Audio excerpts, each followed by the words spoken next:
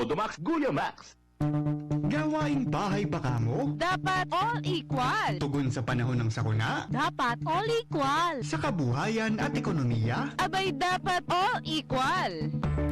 Dahil sa Oxfam, bawat isa ay mahalaga. Sa Oxfam, Dapat all equal. alamin kung paano natin maabot ang patas na bukas para sa lahat sa usapang tatalakay hindi lamang sa ating kaunlaran, kundi maging ang ating mga karapatan, kasarian, kapayapaan at ang kapaligiran. Tutukan ang programang Dapat All Equal ng Oxfam tuwing ika-4 na Miyerkules ng buwan, alas 3 hanggang alas 4 ng hapon, dito sa Veritas 846, ang radyo ng simbahan. Dapat All Equal ng Oxfam.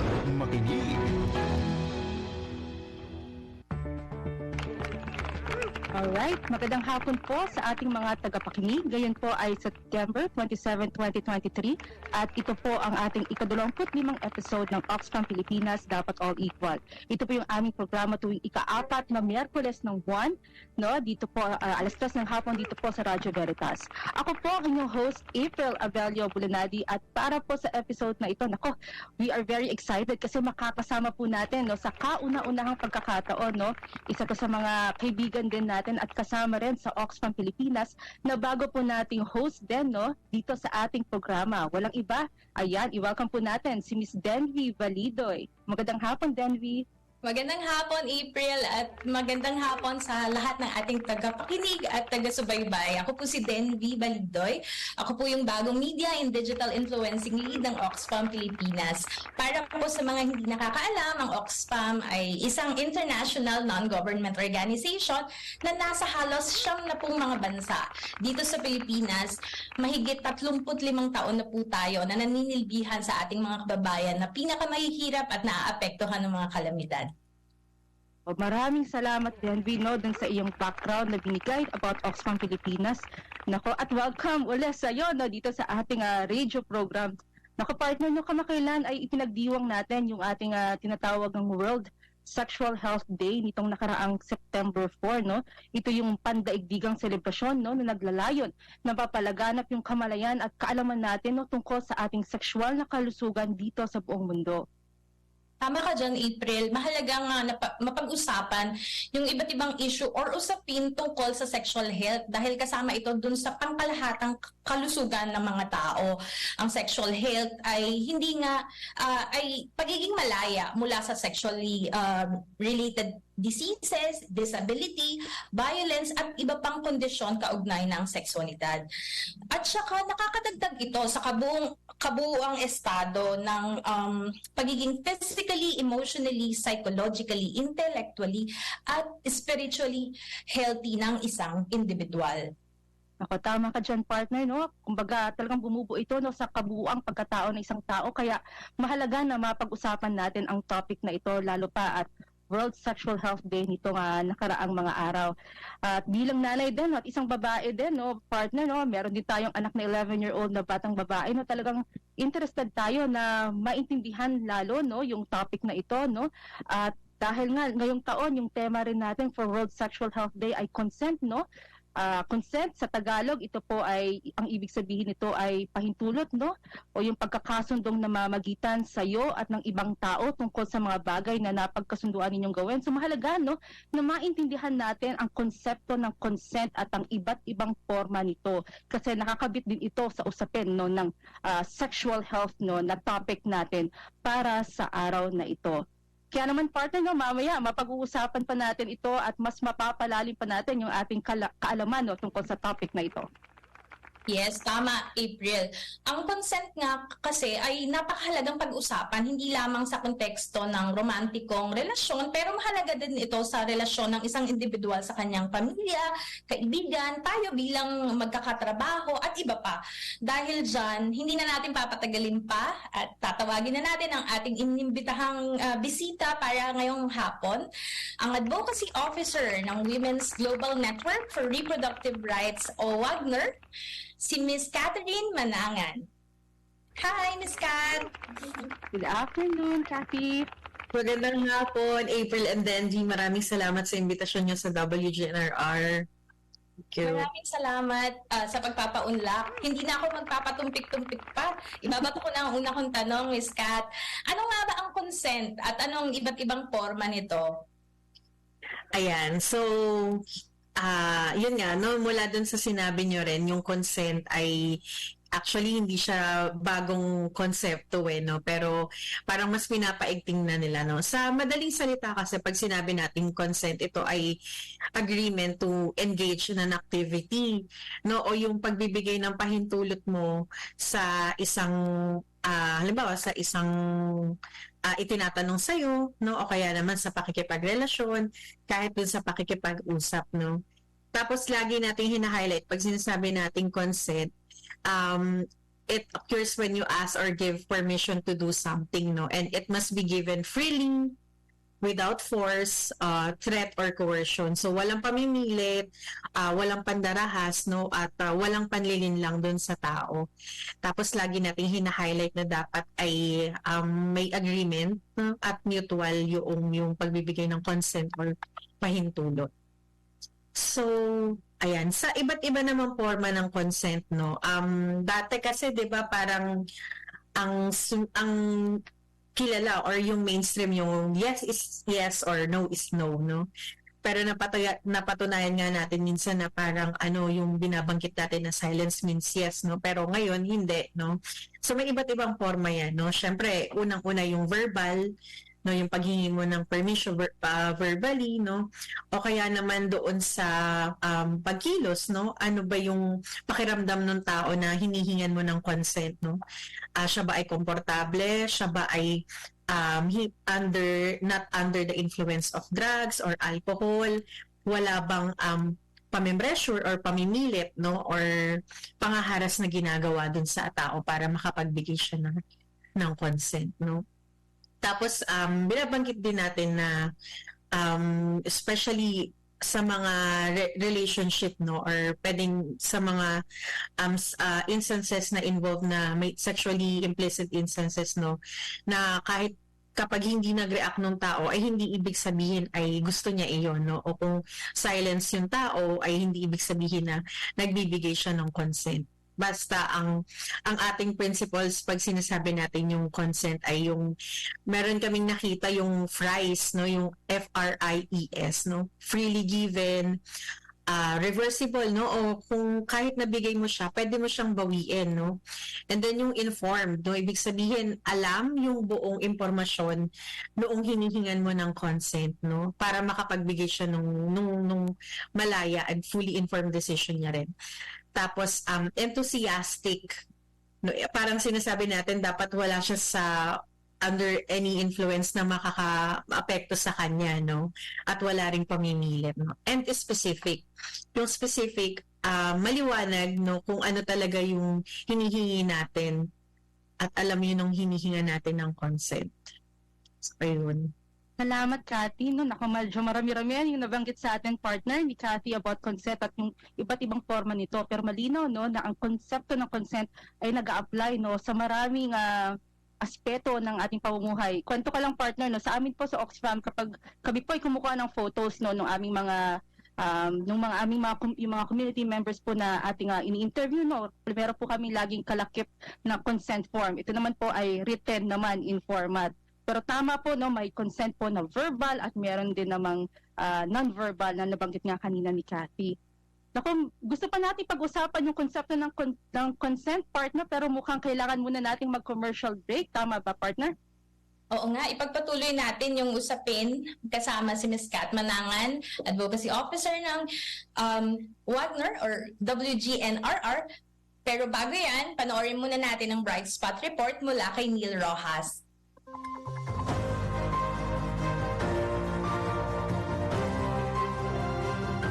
Ipinagdiwang kamakailan ng Oxfam Pilipinas ang World Sexual Health Day 2023. Kasama ang mga mag-aaral at guro mula sa San Roque National High School sa Antipolo, Rizal upang bigyang diin ang kahalagahan ng consent sa ating sexual at reproductive health. Masigasig na nakilahok sa diskusyon at mga workshop ang mga mag-aaral sa aktibidad na tinawag na consent, keeping it sure, sustainable, understood, respected, and equitable. Binigyang diin ang kahulugan ng consent ang iba't ibang forma kung paano ito maipapahayag at ang kahalagahan ng pagrespeto sa pagpayag o hindi pagpayag ng isang tao. Kasama rin sa mga tinalakay ang mga batas na nagbibigay proteksyon sa atin laban sa harassment at violations gaya ng Safe Spaces Act at ang Anti-Online Sexual Abuse or Exploitation of Children. Ang mga mag-aaral na lumahok ay mula sa grades 9, 10, 11, 12 at mga kinatawan ng kanilang Supreme Student Government. Ang aktibidad na ito ay naisagawa sa tulong ng Women's Global Network for Reproductive Rights at San Roque National High School. Ito ay bahagi ng Sexual Health and Empowerment o SHE Project na ipinapatupad ng Oxfam Pilipinas at mga partner nito. Para sa Patas na Bukas, ako si Neil Rojas.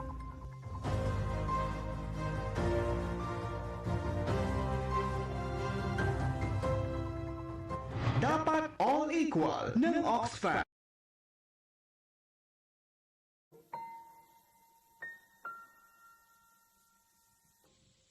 Isang araw, isang batang babaeng nagngangalang Mira ang nakipagkaibigan sa isang magandang paru-parong kulay ube. Ang paru-paro ay tinawag niyang Lila. Ang sabi sa akin ng kapwa ko paru-paro, kapag tumubo na raw ang aking mga pakpak, ay pumunta ako sa hawla na gawa sa salamin. Maaari mo ba akong tulungan? Hindi ko alam kung matutulungan kita, Lila. Pero may kilala ko na maaring makatulong sa'yo. Sinimula ng dalawang magkaibigan ang kanilang paglalakbay. Ngunit hindi inaasahan, biglang may humarap. O magandang paru-paro, akin na lang ang magandang pakpak. Biglang lumundag si Unggoy Kolokoy at sinubukang agawin ang mga pakpak ni Lila. Gayon na lamang ang takot ni Lila. Mali ang ginagawa mo, Unggoy. Dapat ay humingi ka muna ng permiso kung gusto mong hawakan ng mga pakpak ni Lila. Humingi ka ng tawad sa kanya. Kaagad na humingi ng tawad si Unggoy Kolokoy. Patawad. Mira, masyado yata tayong naging maraha sa kanya. Papaglaro lang naman si Unggoy Kolokoy, diba? Dapat siguro ay hinayaan ko na lang siya na hawakan ng aking mga pakpak. Lila, sabi ng aking ina ay may karapatan tayong tumanggi sa mga bagay na hindi natin gustong mangyari. Walang sino man ang makapipilit sa atin na gawin ng mga bagay na ayaw natin gawin. Tama ka, Mira. Mahalaga ang aking permiso. Dapat lang na ito'y ingatan at galang. Salamat, Mira, sa pagligtas mo sa akin kanina. Dahil sa'yo, naiintindihan ko kung gaano kahalaga ang pagbibigay ng permiso.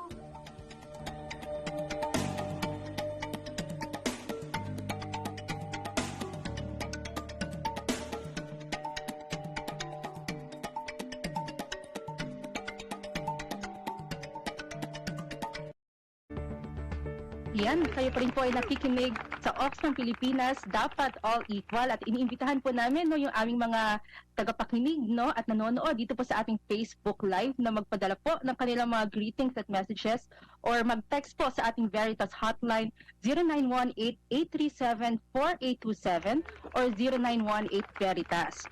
Ayan, kasama pa rin po natin, partner na Denvi, si Miss Kathy, ang advocacy officer po ng Wagner para ipagpatuloy po yung ating magandang usapin patungkol po sa consent. Ayan, magandang araw again sa iyo, Kathy. Magandang hapon ulit, Denvi and April. Ayan. Oo, medyo naputol tayo kaunti kanina, Kathy. Ang aming sunod sana sa iyong gustong itanong, ano-ano ba yung mga iba't ibang uri ng paglabag ng consent ng isang tao? At ang paglabag po ba ng consent o sapilitang pagkuha ng consent ay itinuturing ba itong isang uri ng karahasan? Ayan, salamat doon sa tanong. Yung iba't ibang uri ng paglabag sa consent, syempre, halimbawa sa mga kabataan, kapag hindi na ipapaliwanag maigi sa kanila kung ano yung nangyayari sa kanila, maaring ituring yun na paglabag, lalo na kapag parang dati kasi 'di ba parang nasasanay tayo na walang boses yung mga kabataan dahil nga maliliit pa at hindi pa masyadong naiintindihan. Pero ngayon nga dahil makikita natin doon sa mga data natin ng mga abuses, nagsisimula marami doon ay galing sa loob ng pamilya or yung mga domestic abuses. Kaya isa ito doon sa isang form ng pagpaglabag din sa konsento sa domestic abuse, nagsusimula yan. Tapos later on sa mga relationship natin, sa relationship no ay nagiging gender-based violence din siya no kapag tinatanggalan ka ng consent o kaya naman kapag ay merong force no or may panlilin lang or may pangaharas na nagaganap no. Tapos yung minsan yung nababiolate din yung bodily autonomy nung isang tao no kapag pinipilit natin yung isang bagay without fully informing them kung ano yung consequences o kaya kung ano naman yung kabuuang bagay na iyon. Sorry, ano nga yung kasunod na tanong? Yung isa kong tanong, Kathy, no, sabi ko, no, ang paglabag po ba ng consent o sapilitang pagkuha ng consent ay itinuturing ba itong isang uri no ng karahasan? Ayan, no, sabi rin dun sa mga references natin no in international yung IPPF no and even sa UN no kapag nga may sapilitan no ay nagli-lead din talaga siya sa violation of human rights no binabanggit nila ito. Kaya talagang when we are educating about consent, sinasabi natin lalo na dun sa mga kabataan that they have the right no to know what will going to happen to them. Tapos dapat they are willing no tapos sinasabi din natin na dapat alam din nila kung ano yung mga consequences na mangyayari sa kanila when they choose this or choose not to decide for that no. So Miss Cathy, nasabi natin na may mga epekto, may posibleng mga epekto sa individual kapag hindi nire-respeto or nilalabag yung consent ng isang tao. Pwede mo bang mas palalimin pa ito para sa ating mga tagapakinig? Madalas no, ito parang siguro personal observation din ito no, yung manner ng pagpe-parenting way back then no. Kaya may mga nagpo-promote ngayon ng gentle parenting no. Tapos yung promotion ng autonomy and independence ng mga bata kasi nga nakita natin na yung mga abuses ngayon, yung mga domestic abuses, physical abuses and sexual abuses, 'di ba? Ay brought about dahil hindi tayo naturuan on an early age ng self-protection o kaya matutong manindigan dun sa ating mga sarili. So ngayon, dito natin, kumbaga natututo tayo din sa experiences. No? Kumbaga ngayon may mga advances na tayo na kailangan as early as 3 years old, alam na nila yung parang good touch and bad touch. At hindi na tayo nahihiyang magsabi ng mga body parts natin, no? Yung mga sexual organ natin, kung ano talaga yung tamang pangalan dyan. Tapos may mga studies nga rin kasi na as early as natuturuan mo yung mga bata, alam nila kagad, no? Nagiging mas critical thinker sila at mas kaya nilang mag-assert na ito yung nangyayari sa akin at kaya nilang mag-articulate kung ano yung nangyayari sa kanila, kung ito ba ay tama or there's something fishy going on, parang ganun. Wala ko doon sa mga binanggit ni Miss Cathy no, bilang meron tayong anak din na babae, partner. Siguro ang isang maganda ring itanong kay Miss Cathy no, ano yung mga maaari namang gawin no kapag nalabag na no yung consent? Kanino ba maaari mag-report yung isang tao o isang bata o isang babae kapag nangyari ito? Ayan, madalas nga naririnig natin yan no, na natatatakot, nahihiya, no, may shame na nararamdaman. Siguro ako no, makakahanap tayo within our circle na talagang trusted natin. Isang way yun eh. Pag kasi binukas na natin yung problema, parang sa kalahati nun nasa-solve na natin. Pero halimbawa sa mga students, syempre, si teacher, yan naman yung unang malalapitan natin. And then, of course, yung guidance counselor kasi ideally sila yung trained to handle that. Ayan. Tapos, syempre, sa barangay, kung dapat yung functionality din and effectivity ng barangay VAUSI desk natin o kaya yung GAD desk ng Gender and Development Committee no, doon tayo talaga unang magrereklamo no or magbibigay alam. Tapos syempre sa mga kapamilya natin kung sino yung pinaka komportable tayo, syempre yung magulang naman or guardian din talaga yung pinakauna natin dapat pinagsasabihan.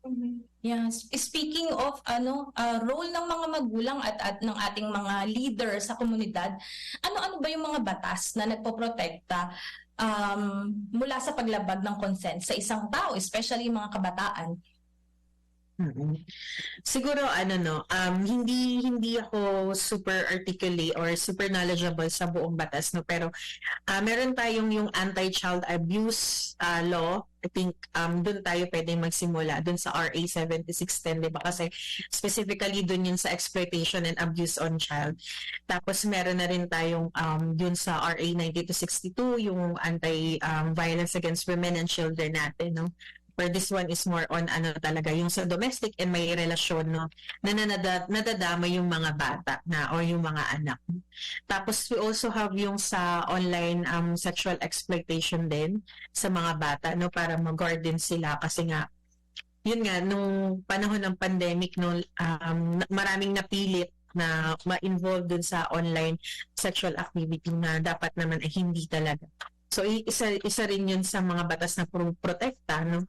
Tapos maari din yung Safe Spaces Act, yan ganyan, maari natin din gamitin yun kasi ang Safe Spaces Act, di ba, hanggang public spaces, no, at even electronic or online spaces ay muprotekta din siya against gender-based violence and harassment.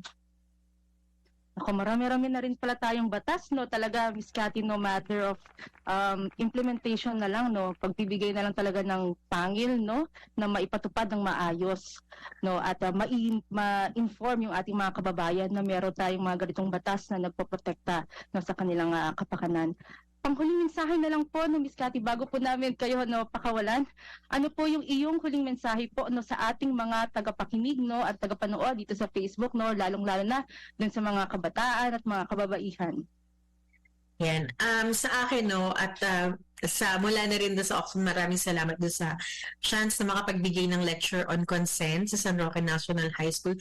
Siguro itong mensahe ko makukuha ko doon sa mga kabataan na tinuruan natin na lagit-lagi ay pakinggan sila. Pakinggan yung mga kabataan dahil yung mga boses nila, ito yung nagdadala sa atin kung ano yung mga hakbang na mas maunlad, mas tama sa mga darating na panahon, no? At sana hindi na rin natin ma-repeat kung tayo may mga trauma o hindi magagandang karanasan. Lagi nating isipin na gumawa ng mas magandang bukas, ang mas magandang pagpalaki doon sa mga kabataan. At syempre, sa mga kabataan din naman ay talagang sa panahon ng marami tayong bombarded tayo sa iba't ibang technology, mas paigtingin natin yung ating critical thinking, no, and yung empathy dun sa isa't isa. Yes, maraming salamat, Miss Cathy. Sobrang na-touch naman ako sa panghuli mong mensahe. Muli, maraming salamat, Miss Cathy Malangan, Advocacy Officer ng WGNRR. And magpapatuloy po ang Oxfam Pilipinas, dapat lahat equal. Pero bago tayo mag-commercial break, panoorin po muna natin ang Bright Spot Report na ito mula kay Mary Lou et Chavez.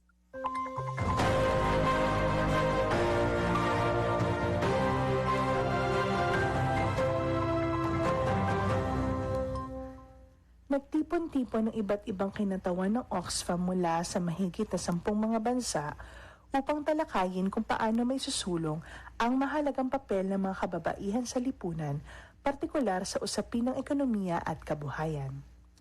Isa sa paksa na napag-usapan ay ang pagpapahalaga sa kaalaman at karanasan ng mga komunidad at mga bansa sa timog na bahagi ng mundo. Napag-usapan rin sa naturang pagtitipon kung paano may kakabit ang usapin ng women's economic empowerment sa iba pang mga napapanahong issue, gaya na lamang ng usapin ng nagbabagong klima. Binigyan diin rin ang iba't ibang paraan upang magkaroon ng mas epektibong ugnayan at pagbabahagi ng mga kaalaman patungkol sa women's economic empowerment. Ang pagtitipon na ginanap sa Bangkok, Thailand ay bahagi ng Women's Economic Empowerment Knowledge Hub na kasalukuyang pinangungunahan ng Oxfam Pilipinas. Para sa Patas na Bukas, ako si Mary Lou et Chavez.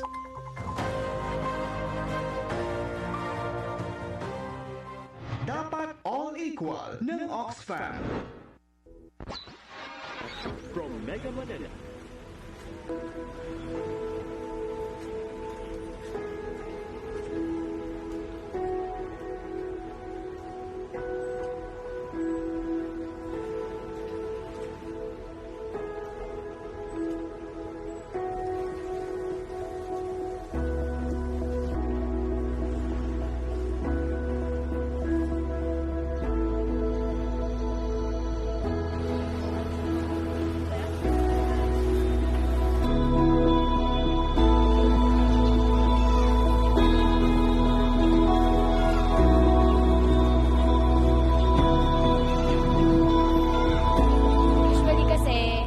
Sa mga lalaki na kapag nakakita sila ng babae na maiksi yung suot, nagka-catcalling na sila na hindi naman dapat nararanasan ng mga babae. Dapat kasi pantay-pantay tayo kahit saan kasuotan pa man. Karapatan po yun ng isang babae na ipaglaban ng kanilang side at hindi hayaan na maabuso lang. Ang lalaki at babae, pantay na lang yan eh. Kung kumikita siya, dapat kumikita ka rin. Kung malakas siya, dapat malakas ka rin. Diba? So, hindi dapat halaga na palagi ka na nakaano sa kanya, nakasandal. Dapat pareho tayong malakas, kumikita.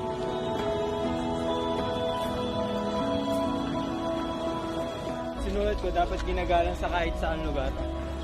Katulad sa ibang bansa na may discriminated sa babae, hindi dapat ganun ang pagturing nila sa mga babae kasi ang babae ay tao rin, hindi na naman ang lalaki nag-exist sa mundong ito.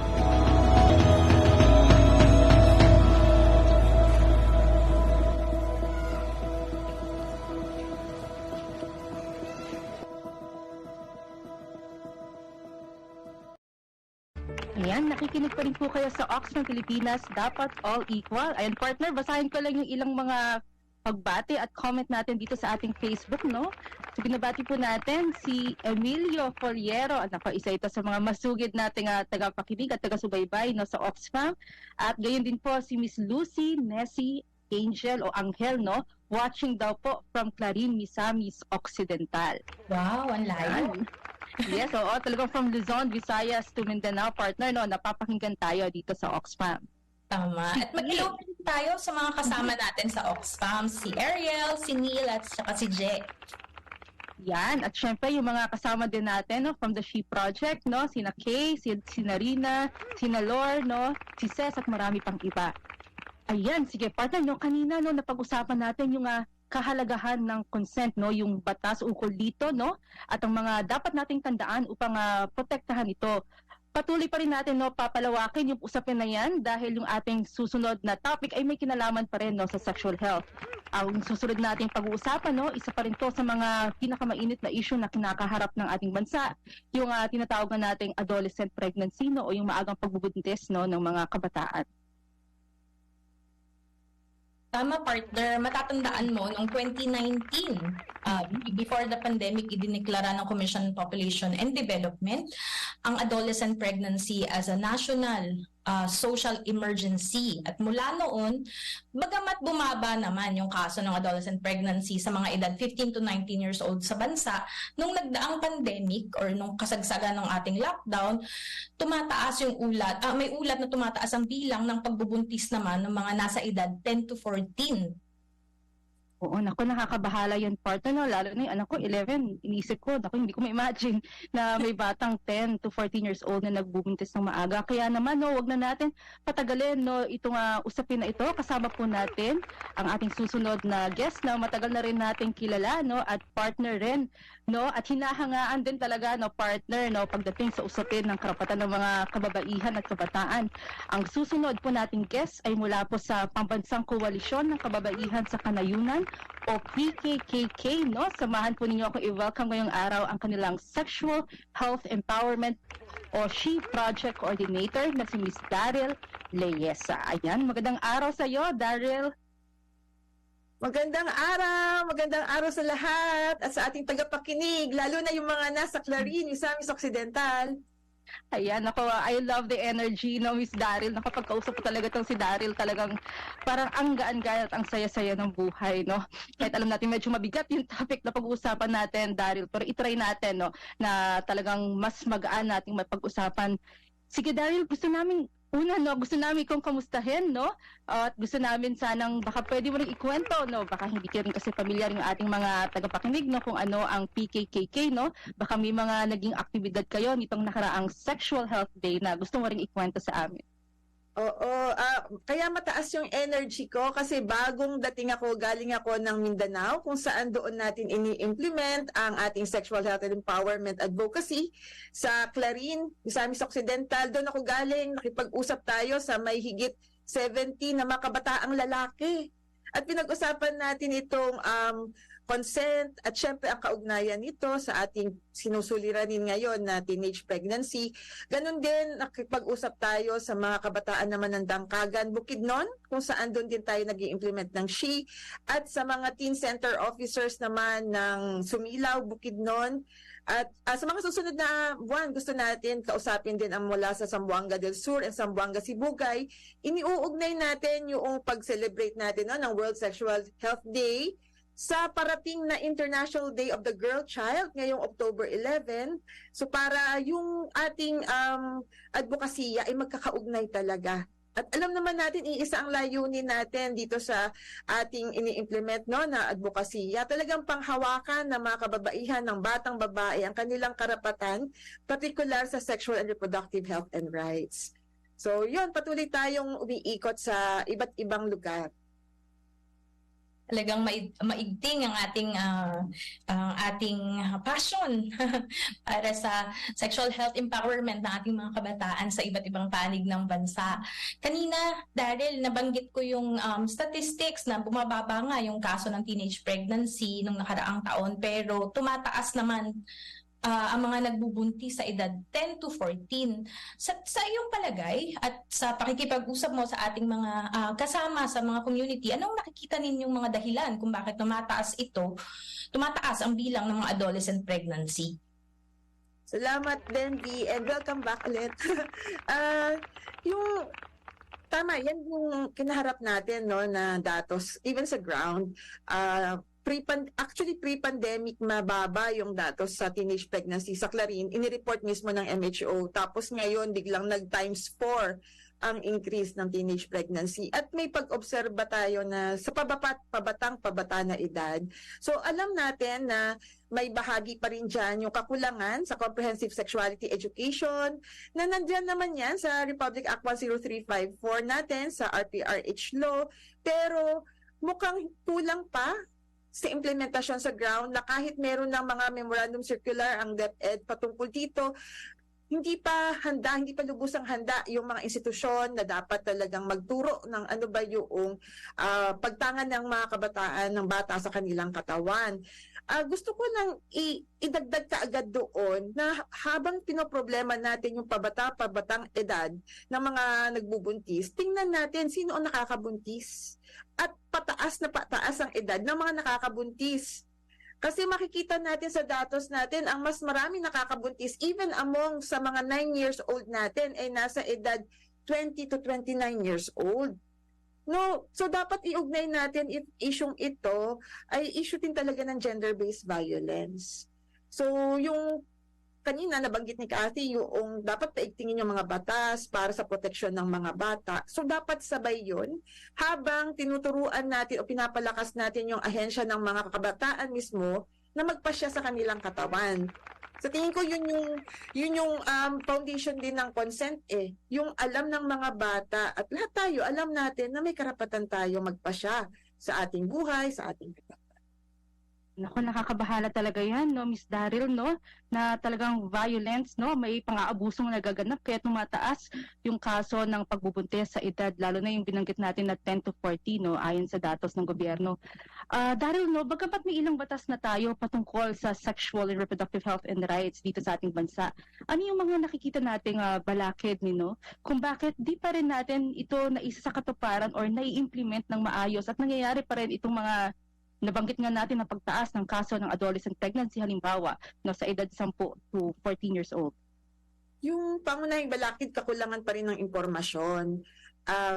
Nakakatuwa kasi pag tinanong mo yung mga nakakatanda, lalo sa kanayunan, sinong may sala o anong may sala, bakit marami nabubuntis, agad sasabihin nila, online, gadget. Pero kasi kung ang online access at gadget naman ang siyang magbibigay ng tamang impormasyon tungkol sa sexualidad, tungkol sa sexual reproductive health and rights, I think hindi siya magiging problema. So ang problema ay yung kakulangan ng tamang impormasyon at pagkukorek sana ng mga mali pa ring notions about sexuality and reproductive health. Ang kailangan simulan ay pag-uusap mula sa loob ng tahanan, sa komunidad, sa eskwelahan. Ngayon yung, sabi nga natin mismo, no, sa Oxfam, ang datos natin, 9% lang ba ang mga kabataang nakakapag-usap sa pamilya nila tungkol sa sex. So kailangan nating mabigyan ng tamang espasyo para pag-usapan ang bagay na ito. Yung kakulangan ng impormasyon pa rin. Sa tingin ko yung unang sagabal at ikalawa, kung sakaling mag-a-access sa family planning commodities o contraceptives naman ang ating mga kabataan, paano natin sila matutulungan na matatanggal yung stigma sa pag-access nito? Kasi meron pa rin paghusga tungkol sa pag-access ng mga family planning commodities o kaya even for safe-sex commodities gaya ng condom. So, yung ganung bukas na kultura sana tungkol sa issue na to ay makita natin sa lokal. So, alam ko hinihintay natin ang Adolescent Pregnancy Prevention Bill na maipasa, pero pwede nang simulan naman sa lokal ang magpapasa ng mga ordinansa na makakatulong sa usaping ito. Nako, maganda nabanggit mo yan, Ms. Dara, no? Lalo pa, kitang-kita rin natin talaga yung datos, no? Nabanggit mo nga yung ilan doon sa Mindanao, no? Na iyong mga napuntahan na sana nga, no? Magawa natin ng paraan ito at talagang maipalaganap natin yung impormasyon, no? Lalo na po, hindi lang po sa ating mga kabataan, kundi po dun sa mga nakakatanda, no? Na nakakasakop, no? Sa kanilang mga pamilya, no? At maging po sa ating mga lider. Sige, no, Ms. Daryl, magpapatuloy pa rin po ang ating talakayan. No? Kasama pa rin po si Ms. Daryl Leyesa, ang Project Coordinator ng She Project mula po sa PKKK. Pero bago po yan, panoorin po muna natin na ito, Bright Spot report na ito mula po kay Kenneth Hizon.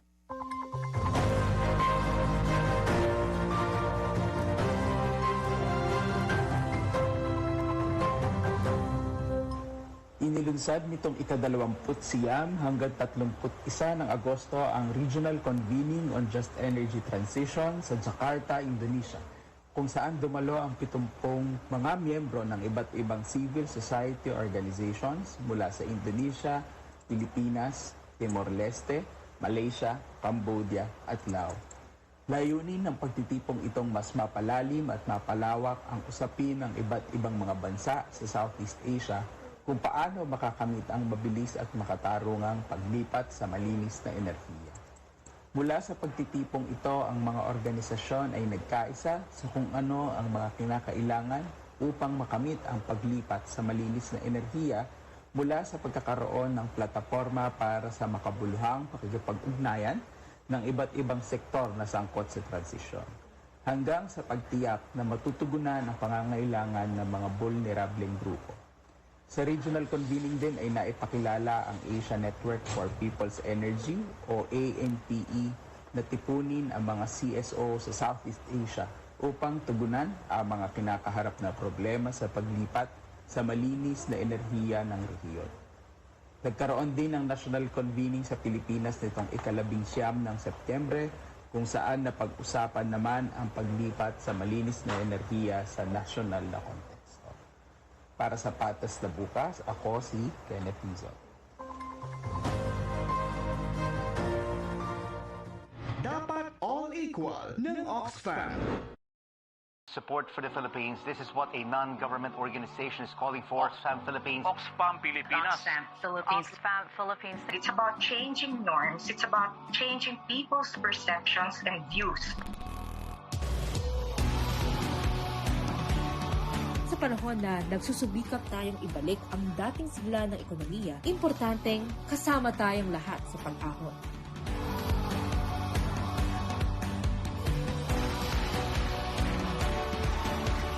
Respect and equality. Ito ang bubuhay sa makabagong pamilyang Pilipino.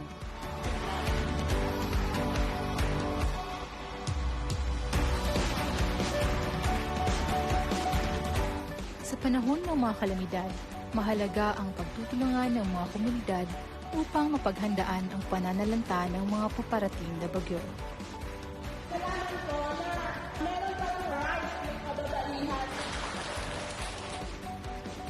Nasa ating mga kamay ang pagbabago. Suportahan natin ang isa't isa.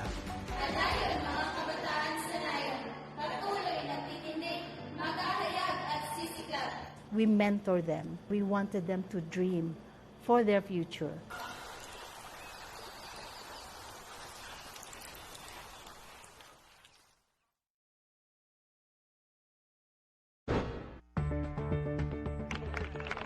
Nakikinig pa rin kayo sa Oxfam Pilipinas, dapat all equal. Hello at magandang hapon sa ating mga tagapakinig at na mga nanonood sa Facebook at sa DZRV 846.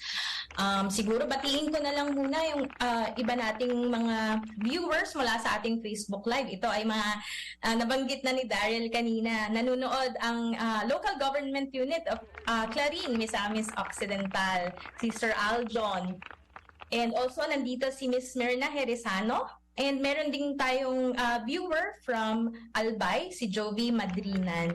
At meron din tayong mga kasama mula sa PKKK, sa Misamis Occidental, na kasama natin sa SHE Project. Kasama pa rin po natin si Miss Daryl Liesa, Project Coordinator ng SHE Project mula sa PKKK. Ayan. Medyo nabitin yung ating palitan kanina para sa commercial gap. Pero siguro ito, bigyan na natin ng panahon na pag-usapan pa kung ano yung ginagawa ninyo, Ms. Daryl, sa inyong organisasyon, PKKK, kasama ang Oxfam Pilipinas, at iba pa nating mga kagrupo sa Sexual Health and Empowerment Project. Pakikwento mo naman sa amin kung ano-ano yung mga ginagawa, hindi lamang sa Luzon, Visayas at in Mindanao. Oo, nabanggit ko kanina din, Vino, na ang isang kakulangan talaga ay espasyo para mapag-usapan ang mga bagay na to. Yung pinakamalapit sa atin, dahil pinakamalapit ang ating katawan pero hindi napapag-usapan. Kaya ito yung ating unang ginawa sa ating SHE Advocacy. Talagang nag-create tayo ng mga espasyo sa pinakamalalayong barangay, mga purok kung saan pwedeng magsama-sama ang ating mga kababaihan mula sa iba't ibang sektor, magsasaka, mangingisda, plantation workers, mga katutubong kababaihan, para pag-usapan itong bagay na to. So pinag-usapan nila ang kanilang mga karanasan at hanggang tumaas ang kaalaman papunta sa karapatan namin to at mag-oorganisa kami para kamtin tong karapatan na to. Kaya sa mga iba't ibang lugar na kung saan nandun ang PKKK, nag-oorganisa kami ng GBV Watch Groups. Ito yung mga gender-based watch groups na ang kanilang panawagan katawan ko, sarili ko, pasya ko. So talagang nakikita nila na hindi mapoproteksyonan ang sarili mula sa karahasan kung hindi rin nila lubusang na-enjoy ang kanilang karapatang magpasya sa katawan. Ang GBV Watch Groups ay mga kababaihan, pero sa mga kabataan naman, nag-o-organize tayo ng mga peer educators, tawag natin youth peer educators. At yun nga, sinisikap nating palawakin ang sakop ng peer educators na to. Kumbaga, meron nang nasa loob ng eskwelahan, pero meron ding nasa loob ng mga komunidad, barangay, mga out-of-school youths natin. At kung kaya natin sa huling bahagi ng ito ng implementasyon, ay maabot natin even yung mga barangay na hindi pa natin napupuntahan sa mga munisipyo. Ang mga pagpapalakas sa ating mga kababaihan at kabataan ang siyang magpapalakas din sa ating mga panawagan sa local government units, lalo na sa pagsisiguro ng mga tamang serbisyo at pagkakaroon nga ng mga bagong batas. Shout out kay Honorable Aljon Marikit, siya po yung SK Federation President po sa Clarin. At simula dun sa ginawa natin na pag-uusap last September, itong September, maraming naging insights doon gaya ng kailangan ng mga pag-aaral para malaman ano ba talaga ang kalagayan sa aming komunidad, sa aming munisipyo, bakit tumaas ang dami ng teenage pregnant o adolescent pregnancy. Kailangan bang i-update ang Children's Code? Kailangan ba ng panibagong ordinansa palakasin ang mga gaya ng adolescent health and development facilities or programs? So, yung pag-uusap sa ground ang magbibigay din ng inspiration para magbukas sa mga bagong polisiya PIA programa sa lokal. Habang ginagawa natin dito sa national, yung magpapalakas pa sa mga existing laws din natin. Tama, tulong-tulong, sama-sama, hindi lang yung mga kabataan at kasama na rin ang ating mga champion sa gobyerno, whether it's sa local government o sa national at the national level. Nakakatuwa pong marinig na mula sa awareness facing na kumbaga na napakilos natin ang bawat isa para sa adhikain na to. Over to you, April, kung meron kang mga question. Actually, super hinahangaan natin yung grupo talaga ng PKKK partner na napuntahan nga natin. Maalala mo ng 2019 ata ito, bago mag-pandemic, napuntahan pa natin yung ilang komunidad dito sa may Bukidnon, no? Tama. O sa Misamis, saan pa ba? Sa may Bicol, no? Ikaw, then alala ko, ikaw ang nagpunta doon. So talagang ang pinupuntahan na komunidad nila Miss Daryl ay talaga yung mga community na bihira talagang maabot ng tulong, yung mga pinakamalalayong mga komunidad na bihirang marating ng serbisyo ng gobyerno. So maganda talaga itong ginagawa nilang proyekto kasama ng Oxfam, yung Sexual Health and Empowerment Project. Ayan, curious lang ako na Miss Daryl kasi parang nasa gano'ng katagal ba? Magli5 taon na rin ata, no? Mula ang tagal na rin pala, no? Mula nung ating inumpisahan itong Sexual Health and Empowerment Project. Curious lang ako, Miss Daryl, no, sa inyong pag-iikot, no, sa mga komunidad over the last 5 years. Ano po yung mga aral na inyong natutunan sa pagpapatupad po ng ganitong proyekto? Particular po dun sa ating nais, no, na maiwasan yung pagtaas ng adolescent pregnancy, no, sa mga kabataan sa bansa. Siyempre dahil nga ang ating primary approach ay pagpapalakas ng awareness at kakayanan, ang pangunahing aral talaga, lahat dapat simulan sa karapatang pantao.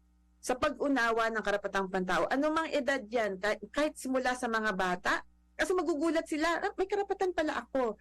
Hinihingi pala yung consent ko. So, kailangan ipamulat yon at kailangan mapanghawakan yon sa pinakabatang edad pa. Dahil lahat ng ginagawa natin ito, usapin ng dignidad eh. At usapin din ng hustisya. So, kaya para sila ay pumunta at hingin yung mga serbisyo, kailangan makita nila na hindi sila dapat mahiya dahil nga karapatan at obligasyon naman ng gobyernong tuparin yon. Yun yung unang aral na nakita ko. Kaya ang mga ginagawa naming sessions, we really start with children's rights orientation, women's rights orientation. Diyan pinapatampok natin na may obligasyon sila, oo, may responsibilidad sila, pero ang pinaka-duty bearer natin na yung gobyerno.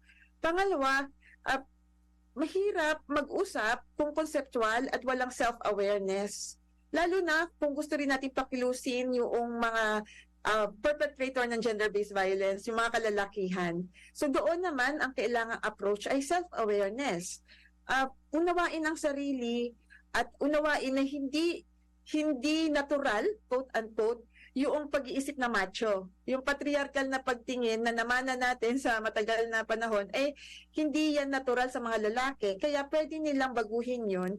Pero kailangan makinig din sila sa kanilang sarili, no? Yung self-awareness. So ganyan namin sisimulan din yung usapin ng consent, no? Para maramdaman nila ang consent pala ay dapat nga pagrespeto, no? Pagrespeto, pero dapat may action siya, conscious na action siya at responsibility on it. So yun yung mga ilang aral. Siyempre, mahirap kumilos kung hindi natin tinitingnan ang realidad sa ground. Ang realidad sa komunidad, hindi mo sila basta mapapagsama-sama kung alam mo naman na panahon ng tag-ani, panahon ng tagtanim, panahon na taghirap. Lalo na doon sa mga lugar na to na kailangan umalis ang mga kababaihan para maghanap ng hanap buhay. So kailangan maging sensitibo tayo na itong SRHR hindi siya hiwalay sa iba pang usapin ng hustisya dito sa Pilipinas. Ang mahal ng bigas, wala namang 20 pesos na bigas. So paano ilalapit yung usapin ng pagdidesisyon sa katawan mo sa usapin din ng pinoproblema nila para sa kanilang pamilya. So yun yung siguro yung ilang aral. Oo, naku, maraming salamat doon sa ilang aral na yan. Actually, gusto ko yung idea din na i-share mo kanina, Daryl, no, yung youth peer educators, no, na maganda, no, na pinakilos natin mismo yung mga kabataan para sila mismo, no, yung magbigay ng aral at ng impormasyon doon sa kanilang mga kapwa-kabataan. Kasi tama nga naman, no, minsan mas nakikinig yung ating mga kabataan sa kanila ring kapwa-kabataan kasi doon sila madalas nagko-confide, no. So maganda na napakilos din natin talaga yung mga kabataan, no, aside from mobilizing yung mga kababaihan din, no, doon sa binanggit ko rin kanina na GBV Watch at yung pakikipagtulungan sa ating gobyerno. Ayan, partner? Tama. Naging matingkad din sa akin, partner, yung usapin ng lack of information. Kasi nga, kung meron lang access sa mga kababaihan at mga kabataan, especially sa karapatan nila, anong serbisyo na pwede nilang ma-access at ang mga batas na magpoprotekta sa kanila, mas magiging open at mas magiging free yung usapin tungkol sa consent at mas sa overall, nakakadagdag ito sa overall na pang-sexual na kalusugan nila at sa empowerment nila. Hindi lamang ng mga kabataan dito sa syudad, kundi sa kanayunan na rin. So siguro, Ms. Daryl, para sa panghuling katanungan, or hindi na siguro ito tatanong, pero meron ka bang mga maiiwan na mensahe para sa ating mga kababayan na nakikinig ngayon? Siyempre, dapat ang last statement natin, dapat all equal. Dapat lahat tayo equal. Gamitin din po natin ang darating na eleksyon, no? May lokal na eleksyon. Gamitin natin yon para magkaroon din ng espasyo para sa ating agenda, mapag-usapan ng mga tatakbo sa barangay, sa SK, yung ating issue na pinag-usapan ngayon. Pakinggan natin sino ba ang nagsasalita tungkol dito. At kung kaya natin, lalo na yung mga kababaihan dyan na nasa kanayunan, kung kaya natin, no, na tayo mismo ay humawak ng ating political na karapatan, tayo mismo humawak ng posisyon mula sa barangay level.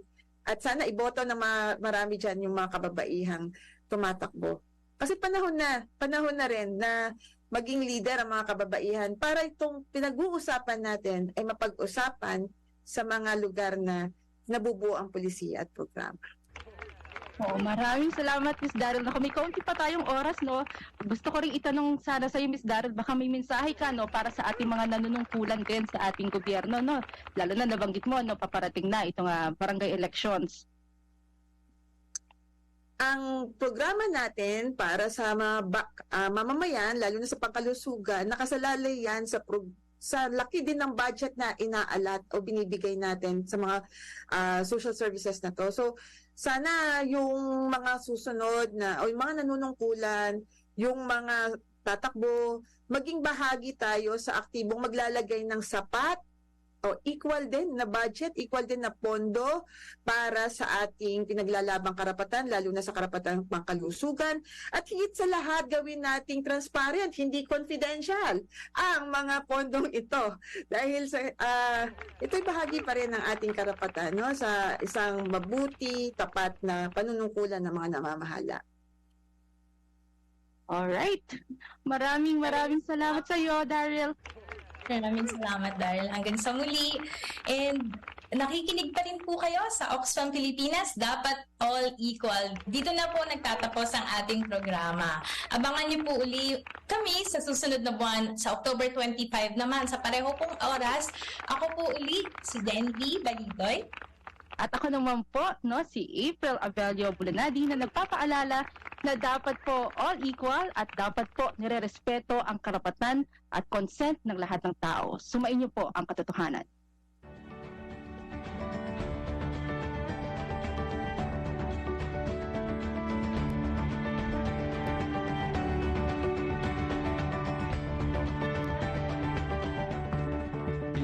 Napakinggan ang programang Dapat All Equal ng Oxfam. Hanggang sa muli, tuwing ika-4 na Miyerkules ng buwan, alas 3 hanggang alas 4 ng hapon, dito sa Veritas 846, ang radyo ng simbahan. Dapat All Equal ng Oxfam. Sumainyo ang katotohanan.